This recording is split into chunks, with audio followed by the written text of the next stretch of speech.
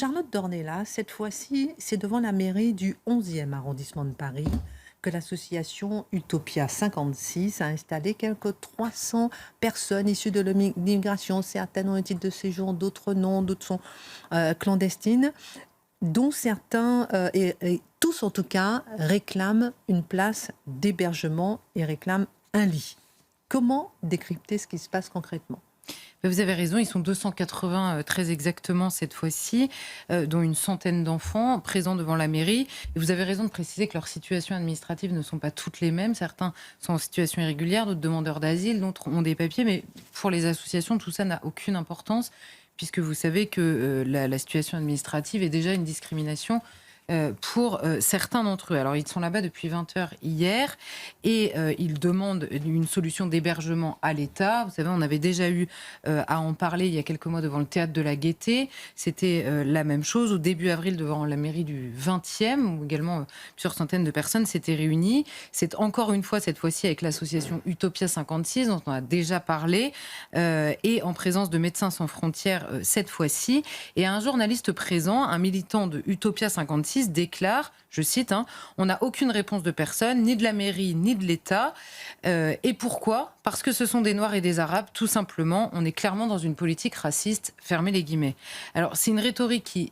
Moi, je ne comprends pas, en fait, que l'État ne réagisse pas beaucoup plus fermement quand des choses comme ça sont transmises via les médias. Parce que c'est une rhétorique qui est non seulement injuste parce qu'elle est absolument fausse, mais en plus qui est grave et dangereuse, surtout dans la situation dans laquelle nous sommes aujourd'hui. On va commencer par expliquer pourquoi c'est injuste, parce que c'est évidemment faux.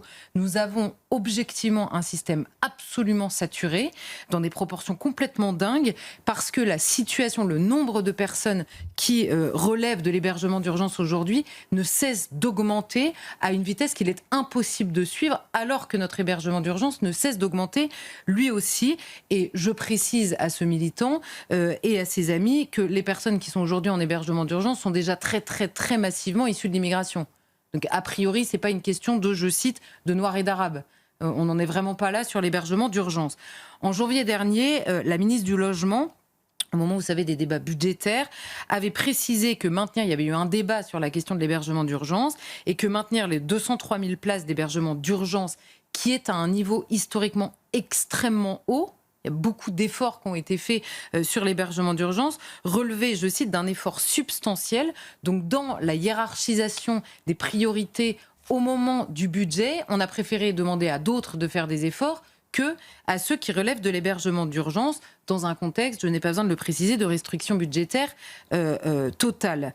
Alors, le nombre de places en hébergement d'urgence n'a cessé d'augmenter, notamment depuis 2010 et particulièrement depuis 2017. Et pour information, à Paris, alors j'ai été prendre des chiffres pour qu'on voit exactement quelle est la situation pour répondre factuellement à ce monsieur. L'Office français de l'immigration et de l'intégration, vous savez, l'OFII, dont on parle souvent, a la charge, par exemple, de 114 000 places à lui seul, 114 000 places, donc pour les seuls demandeurs d'asile dont il a la charge. Pour information, en 2017, c'était 62 000 places. Parce que vous voyez l'augmentation du nombre de places que ça représente. Et pourtant, malgré des installations de fortune, des mises à disposition d'écoles, de gymnases, des créations de places d'hébergement d'urgence municipales, en plus des places de l'État, les services du 115 aujourd'hui en France laissent chaque jour 6 000 personnes sans solution d'hébergement. Donc vous avez 6 000 personnes par jour qui appellent le 115, il y en a beaucoup qui n'appellent pas, 6 000 qui appellent et pour lesquels on n'a pas de place. En 2023 seulement, c'était 4 000 personnes.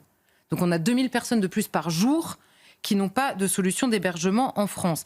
Et ceci alors que les villes qui assignent parfois l'État en justice en raison du manque de places d'hébergement tentent elles aussi de faire face. 400 places ont été créées à Marseille. Ça, c'est des places en plus des places créées par l'État. 400 places à Marseille, 950 à Rennes, 700 à Paris. Paris, j'ai pas besoin de faire l'état du budget de la ville de Paris, qui est quasiment au bord de la faillite. En 2024, c'est une ligne budgétaire de plus pour le seul hébergement d'urgence, 13 millions d'euros. Pour augmenter le nombre de places, en plus, je répète, de celles de l'État.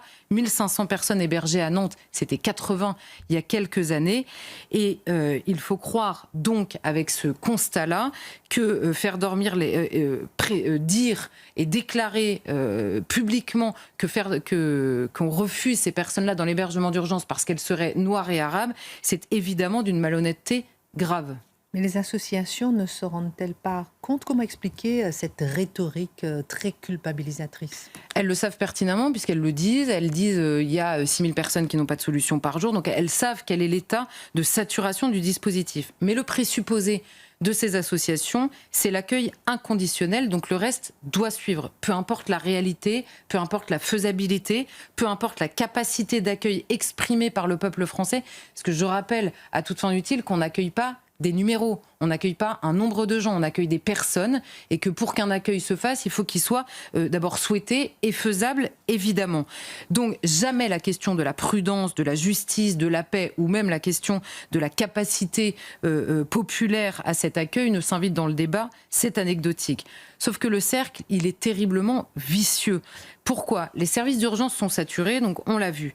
Notamment parce que les personnes y restent parfois des années. Or, dans le mot hébergement d'urgence, normalement, c'est pour quelques jours. Vous l'avez compris. Je prends un exemple. Dans le Rhône, un tiers des personnes qui sont aujourd'hui en hébergement d'urgence le sont depuis 5 ans. Un tiers des personnes à l'échelle du Rhône. Pourquoi? Parce que, je cite les associations, il manque de logements sociaux, qui eux aussi sont en augmentation.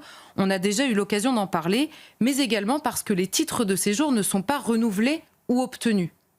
Alors là, donc, eux le reprochent à l'État. En l'occurrence, après examen, certains titres ne sont pas donnés, ne sont pas accordés, parce qu'il n'y a pas de raison de les accorder aux yeux de l'État français, ou alors ils ne sont pas renouvelés. Sauf que l'expulsion ne se fait pas et les associations, évidemment, ne demandent pas à ces personnes de respecter la décision qui est prise par l'État.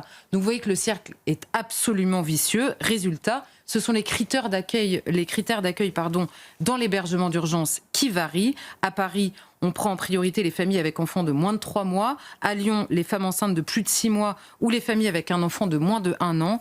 Et résultat, nous voyons en effet des personnes, qu'elles soient françaises ou étrangères, mais nous en avons de plus en plus qui sont françaises et qui sont des femmes seules, des hommes seuls, qui n'ont pas d'enfants de moins de 1 an et qui, eux, dorment dans leur voiture. Où est la justice? Cette question n'est jamais posée. Et pour donner une idée, sur la seule ville de Lyon, cette fois-ci, vous avez 13 300 personnes qui sont aujourd'hui, où on parle, sur liste d'attente pour l'hébergement d'urgence. Eux dorment dans la rue. Il y a pourtant eu, à l'échelle de la ville de Lyon, une hausse de 77% du nombre de places dans le Rhône depuis 2017 seulement. Et à Toulouse, le 115 prend en charge 7% des demandes. Et que disent les militants? Que la continuité de l'hébergement d'urgence est, je cite, garantie par la loi. C'est vrai, mais est-ce seulement faisable? Cette question non plus n'existe pas. Et qu'importe, nous poursuivons, au-delà de la question des militants de ces associations, qui à la limite pourraient être non raisonnables tout seuls, les hommes politiques, eux, ne décident pas que les arrivées doivent se tarir pour une question de justice élémentaire dans l'accès au logement des Français, et grâce au militantisme de belles âmes qui, elles, évidemment, dorment dans un lit. Pourquoi vous dites, Charlotte, que cette rhétorique est dangereuse, la rhétorique culpabilisatrice? Dire à des personnes qui sont objectivement en situation dramatique que la France les rejette en raison de ce qu'elles sont, en raison de leur couleur de peau en l'occurrence, c'est non seulement faux, mais ça nourrit évidemment une rancœur absolument terrible contre la France. Et ajouter à ça une rhétorique du droit sans limite, où on leur explique qu'ils ont le droit, qu'ils doivent demander le droit, qu'ils doivent réclamer l'accès à ce droit sans aucune prise en compte de la réalité dans l'explication de la situation à ces personnes. Vous avez évidemment les ferments d'une haine dont les Français aimeraient vraiment se passer aujourd'hui, à destination des personnes qui sont concernées et évidemment à destination d'un public plus large quand ces paroles sont médiatisées.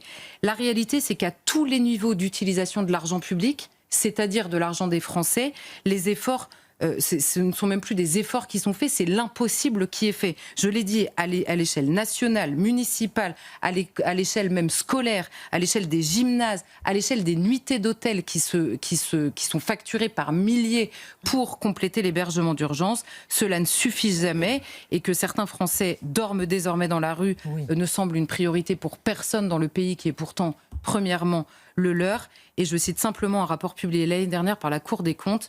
En 10 ans, dit la Cour des comptes, les crédits de l'État attribués à ce secteur ont triplé, s'élevant à 3,2 milliards d'euros en 2023 et finance un parc qui, lui, a doublé.